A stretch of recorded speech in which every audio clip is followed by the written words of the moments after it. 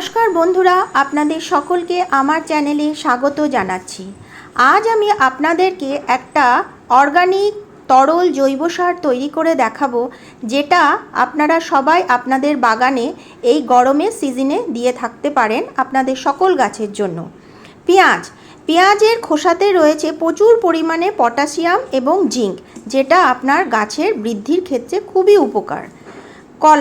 কলার খোসার মধ্যে রয়েছে এনপিকে, যেটা আমার গাছের ফুল এবং ফলের পরিমাণকে অনেক পরিমাণে বাড়িয়ে তুলবে।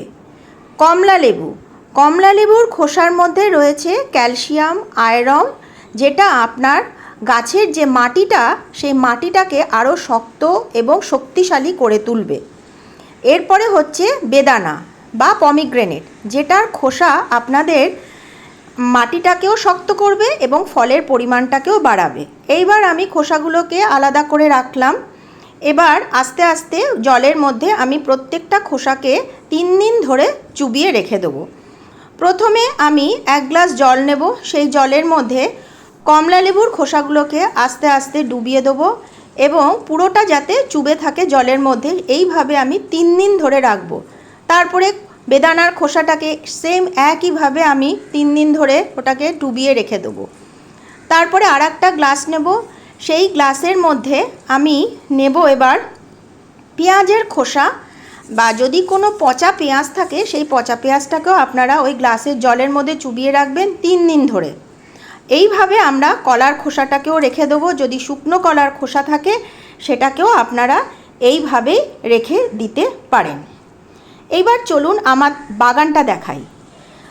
আমার বাগানে দেখুন সুন্দর শাক গাছগুলো বেড়ে উঠেছে। তার আগে আমি আপনাদেরকে বলবো, আপনাদের যদি আমার এই ভিডিওটা ভালো লেগে থাকে আপনারা অবশ্যই সাবস্ক্রাইব করবেন, লাইক করবেন এবং আপনাদের পরিচিত বন্ধুরা যারা বাগান ভালোবাসে তাদেরকে অবশ্যই শেয়ার করে দেবেন।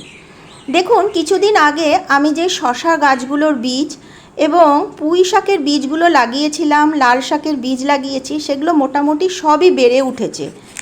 কিন্তু এটাকে আরেকটু বড় করার জন্য কিছু সার দেওয়ার দরকার, কিন্তু গরমটা এত বেশি, তাই অন্য কোনো সার না দিয়ে আমি এই তরল জৈব যে সারটি তৈরি করে আজকে আপনাদেরকে দেখাবো, সেটাই আমি আমার এই বাগানে সব গাছের মধ্যেই মোটামুটি দিয়ে থাকবো। লঙ্কা গাছ, যে কোনো গাছেই আপনারা এটা দিয়ে থাকতে পারেন। আপনাদের যদি খোসা বেশি থাকে তাহলে আপনারা বেশি পরিমাণে ভিজিয়ে বেশি জলের মধ্যে আপনারা এটা করে তুলতে পারেন সব গাছের জন্য। বন্ধুরা, আপনারা সকলেই আশা করি ভালো আছেন, সুস্থ আছেন এবং খুব সুন্দরভাবে জীবনের প্রত্যেকটা মুহূর্ত আপনারা এনজয় করছেন।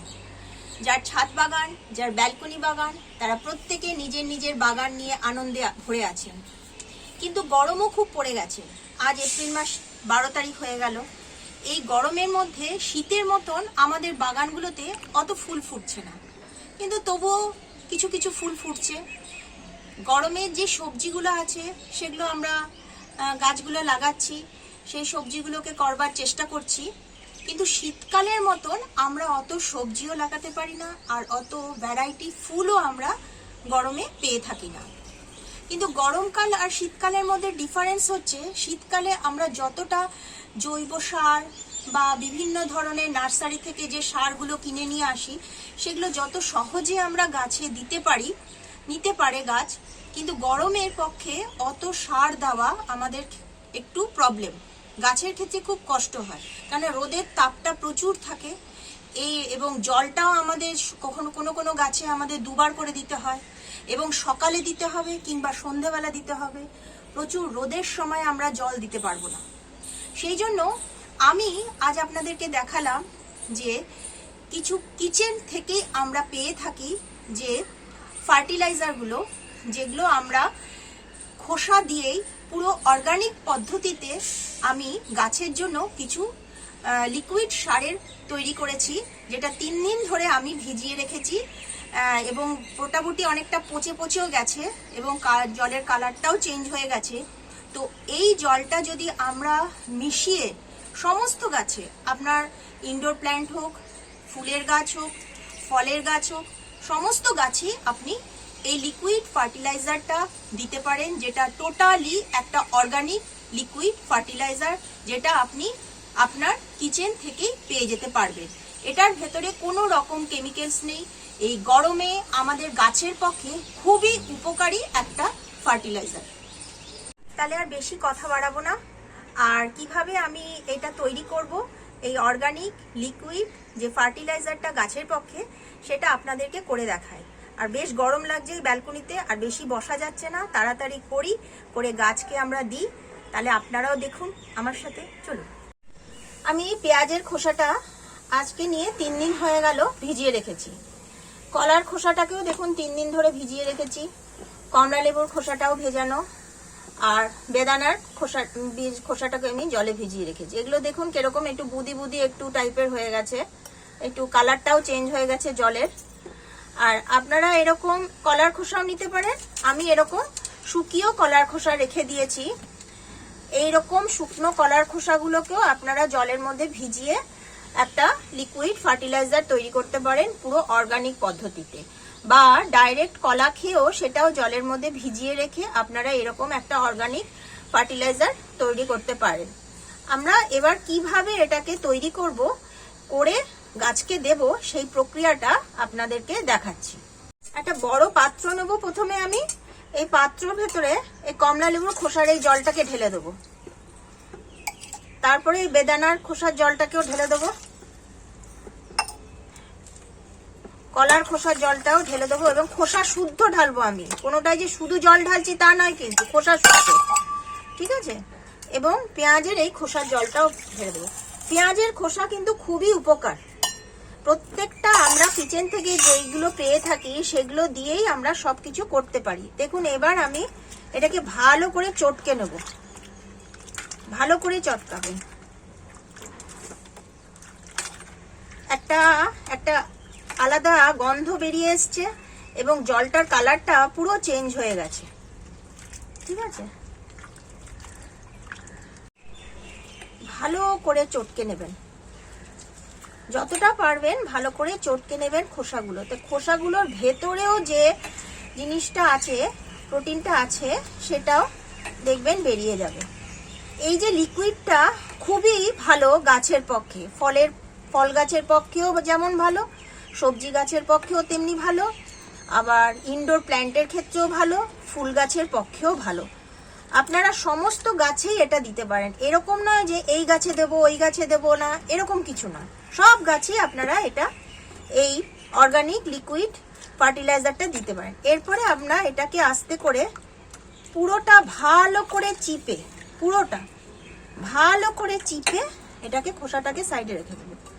এই খোসাটাকেও কিন্তু আমি ফেলবো না, এটাকে আমি কিচেন কম্পোস্ট হিসেবে তৈরি করব, কিন্তু এই খোসাটাকে আমি ফেলবো না। ভালোভাবে এটাকে চেপে আমি ফেলে দিচ্ছি, দেখুন।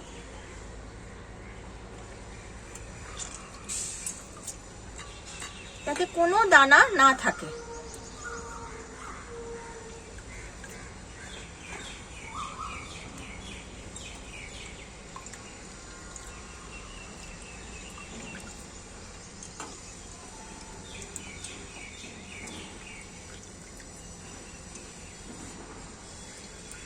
যতটা পারলাম খোসাগুলোকে আমি তুলে ফেলে দিলাম। এবার বাকি যে জলটা আছে আমি এটা ছাঁকনি দিয়ে ছেঁকে নেব, ছাঁকনি দিয়ে, যাতে কোনো দানা গাছের গোড়ায় না পড়ে।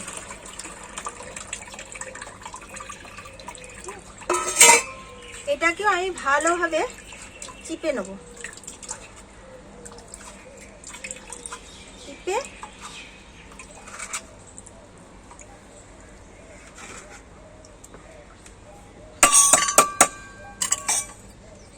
এবার এটার মধ্যে আমি অর্ধেক জল মেশাবো, প্লেন জল মেশাবো, অর্ধেক।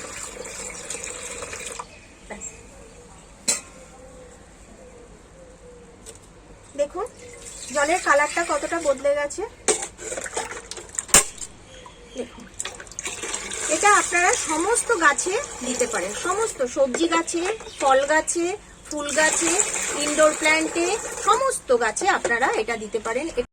এইভাবে আপনারা আপনাদের বাগানের সমস্ত গাছগুলোতেই অল্প অল্প করে দিয়ে দেবেন।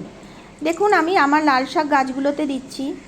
এবার যে শশা গাছের চারাগুলো বেরিয়েছে সেটাতেও অল্প অল্প করে দিচ্ছি। সব গাছেই আপনারা ছড়িয়ে ছড়িয়ে অল্প করে দিতে থাকবেন।